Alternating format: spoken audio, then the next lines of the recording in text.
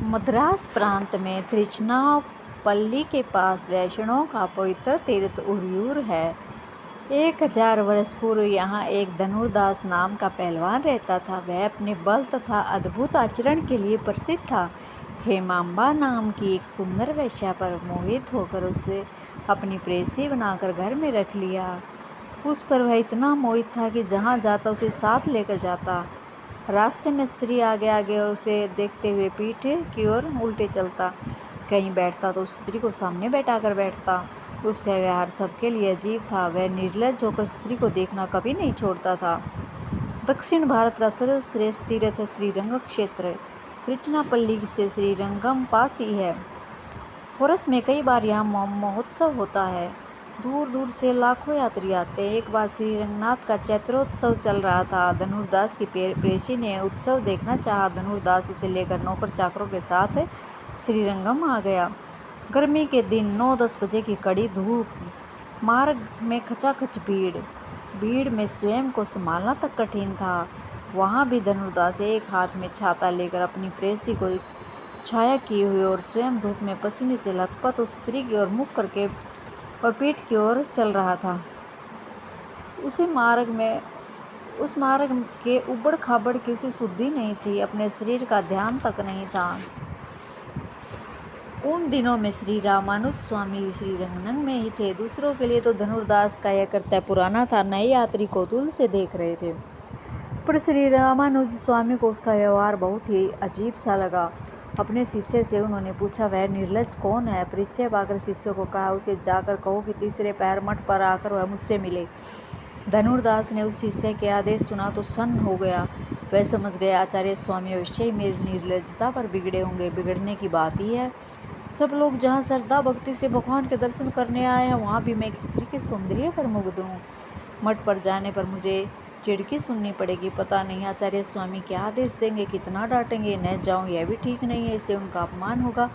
अंत में उसने मठ पर जाना स्वीकार किया। श्री रामानुज स्वामी ने भगवान श्री रंगनाथ से मंदिर में जाकर उसी समय प्रार्थना की और कहा, हे मेरे दयामय स्वामी, एक विमुख जीव को अपने सौंदर्य से आकर्षित करके श्री चरणों में स्वीकार करो। भोजन करके धनुर्दास मठ पर पहुंच गया।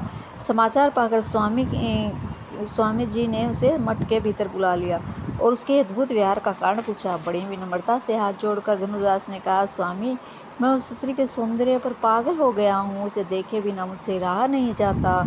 काम वासना तो मुझ में कुछ ऐसी प्रबल नहीं है, पर उसका रूप ही मुझसे छोड़ा नहीं जाता। मैं उसे न देखूँ तो व्याकुल हो जाता हूँ। महाराज, अब जो आज्ञा करे मैं वही करूँगा, पर उसका साथ न छुड़ाएं। स्वामी जी ने कहा, यदि हम उससे बहुत अधिक सुंदर मुख दिखा दे तो तुम्हें? धनुर्दास ने कहा, महाराज, उससे सुंदर मुख देखने को मिले तो मैं उसे एकदम परित्याग कर सकता हूँ। स्वामी जी ने कहा, ऐसा नहीं है, उसका परित्याग तुम मत करो। वह वैश्या थी, तुम्हारे पास आकर अब तुम्हारी स्त्री हो गई है। तुम छोड़ दोगे तो फिर वह बेचारी कहाँ जाएगी? फिर से वैश्या हो जाएगी। ऐसा तो नहीं होना चाहिए ना। अब वह सुधर गई है, उसे तुम अपनी पत्नी बनाकर यहाँ रहने दो। तुम जो उसके रूप पर इतना मुग्ध हो, बस यही ठीक नहीं है। तुम्हें यह स्वीकार हो तो संध्या के समय जब श्री रंगनाथ जी की आरती होती है, उस समय तुम मंदिर में आकर मुझसे मिलना, अकेले ही आना। धनुर्दास आज्ञा पाकर विदा हुआ। उसे बड़ा आश्चर्य हो रहा था कि स्वामी जी ने तो उस जैसे नीच जाति के पुरुष को मठ के भीतर बुला लिया और पुत्र की भांति स्नेह से पास बैठाकर बिना डांटे फटकारे विदा कर दिया। उसने तो आशा की थी कि उसे आचार्य स्वामी बहुत कुछ कहेंगे। वह वैसे थर थर काँपता आया था कि मुझे शाप न दे दे। वह सब कुछ नहीं हुआ। घर आकर उसने स्त्री से सब बातें कह दी। वह स्त्री भी नहीं चाहती थी कि धनुर्दास इस प्रकार उस पर लट्टू रहे। जब मार्ग में धनुर्दास उसके आगे आगे पीछे की ओर चले तो व्यवहार उसे भी लज्जाजनक जान पड़ता था। वह अब सच्चे हृदय से धनुर्दास की पत्नी थी।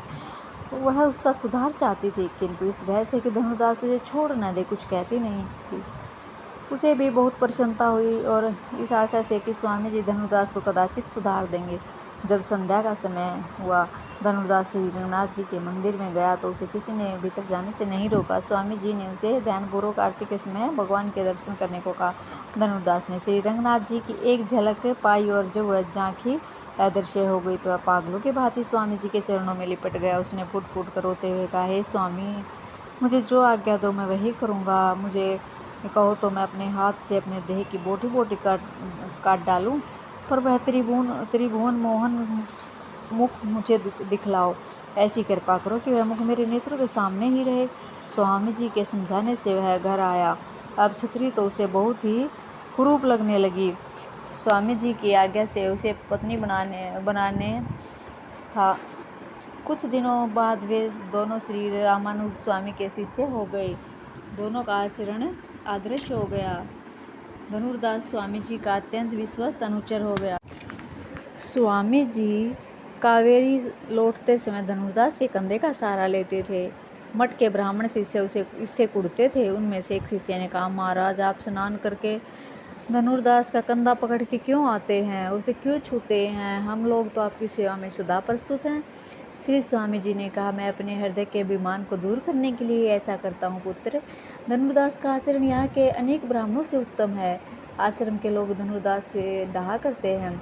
यह देखकर आचार्य ने उस भगत का महात्म्य प्रकट करके सबका गर्व दूर करना चाहा। एक रात अपने एक विश्वस्त शिष्य को उन ब्राह्मण शिष्यों के कपड़ों में से एक कपड़े का टुकड़ा फाड़कर चुपचाप ले आने को कहा। सवेरे अपने कपड़े फटे देखकर वे लोग आपस में झगड़ने लगे। श्री स्वामी जी ने उन्हें बुलाकर नए कपड़े दिए और इस प्रकार संतुष्ट किया। कपड़े किसने फाड़े यह बात छिपी रही। कुछ दिनों बाद उन्हीं शिष्यों में से कुछ को बुलाकर स्वामी जी ने कहा, आज हम धनुर्दास को यहाँ अधिक रात तक सत्संग में रोकेंगे। तुम लोग उसके घर जाकर हिमांबा के गहने चुरा लाना और लाकर हमें दे देना। अंधेरा होने पर भी वे लोग धनुर्दास के घर गए। किवाड़ खुले थे। हिमांबा पलंग पर लेटी हुई पति के आने की प्रतीक्षा कर रही थी। श्री वैष्णव को लुकते छिपते दबे पैर घर में घुसते देखकर वह समझ गई कि ये लोग कुछ चोरी करने आए हैं। मन में यह बात आते ही उसने नेत्र बंद कर लिए और झूठे खर्राटे लेने लगी। उसे इस प्रकार बेसुध सोते देख आए लोगों ने उनके शरीर पर से एक और के साइड से गहने को जो ऊपर थे वो धीरे धीरे उतार लिए। हेमांबा ने सोचा कि ये लोग शरीर के दूसरी ओर के गहने भी ले ले तो अच्छा है। उसने करवट बदली तो उन्होंने समझा कि वह नींद से जगने वाली है और लोग भाग गए। मठ पर जब ये लोग पहुंच गए तब स्वामी जी ने धनुर्दास को घर जाने की आज्ञा दी। उसके जाने पर इन लोगों ने कहा, अब तुम लोग छिप कर फिर धनुर्दास के घर जाओ और देखो कि वे स्त्री पुरुष आपस में क्या बातें करते हैं। वे लोग फिर धनुर्दास के पीछे पीछे उसके घर आए। धनुर्दास घर पर पहुंचे पत्नी से सब बातें सुनकर वे बहुत दुखी हो गए। उन्होंने स्त्री से कहा, तुम्हारी धन दौलत की लालच अभी भी नहीं गई। तुझ गहनों के लोभ में तुमने उन वैष्णवों को करवट बदलकर चौंका दिया। मैं तुम्हें अब अपने पास नहीं रखूंगा। वैष्णव की भक्ति जिसमें नहीं उससे मेरा क्या प्रयोजन। बेचारी स्त्री रोते रोते पति के पैरों पर पड़ी। उसने कहा, हे नाथ, मैंने तो करवट इसलिए बदली थी कि शरीर की दूसरी ओर के गहने भी लोग ले लें, पर मेरे दुर्भाग्य से वे भाग गए। मेरे अपराध को क्षमा करें। अब मैं बहुत अधिक सावधान रहूंगी। किसी प्रकार धनुर्दास ने उसको क्षमा किया। वे ब्राह्मण शिष्य जब लौट आए तब श्री रामानुजाचार्य ने उस दिन के वे फटे कपड़े निकालकर उन्हें दिखाते हुए कहा कि तुम लोग तो एक छोटे छोटे कपड़ों के लिए ही, एक छोटे टुकड़े के लिए ही झगड़ते थे। धनुर्दास की वैष्णव भक्ति तुमने देख ही ली।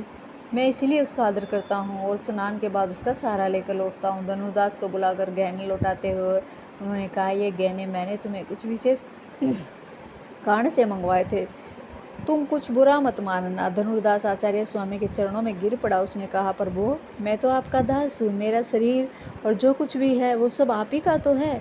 बुरा मानने की बात ही क्या है इसमें।